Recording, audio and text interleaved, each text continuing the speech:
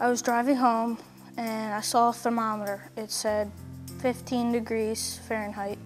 I thought of all the misfortunate people who are homeless, living on the streets off of subway heat and stuff like that. And I said to my mom, "Mom, I want to start a blanket drive."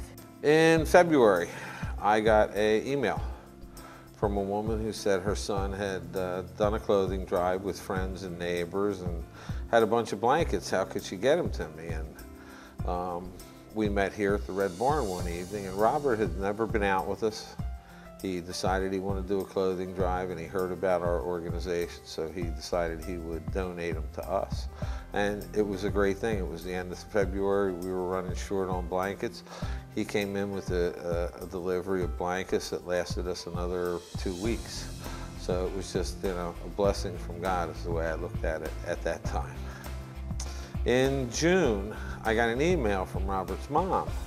Said there was a business in Moorestown who had a lot of blankets they wanted to donate somewhere where we'd be willing to take them.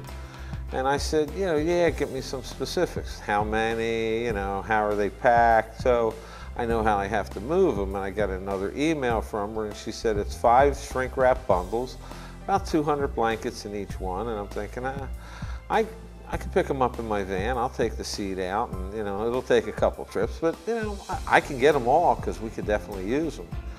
And I figured out this will be pretty simple.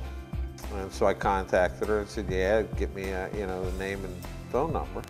So I called the warehouse manager, and he said, Jim, there's been a miscommunication here. It's not 5 shrink wrap bundles. He said, I have 10 skids. They weigh between 400 and 600 pounds apiece. You probably got about 1,800 blankets sitting here. It took us 2 days to move them. We moved 6 skids the first day, and we put them in storage for Feeding 5,000. And then we had 4 skids left. We picked them up another day, and we delivered them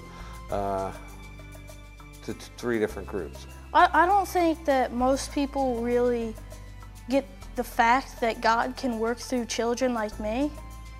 So my church pastor, he was really impressed with me, and he gave me a pat on the back and stuff. And then my teachers in school, they even donated, and they thought it was a really good thing that I was doing. God took what this little boy did, and through connections in the neighborhood and family and friends, it went from picking up enough blankets for a weekend to enough blankets for us for 2 winters. It's just like the Feeding 5,000 story, and that's the name of our organization.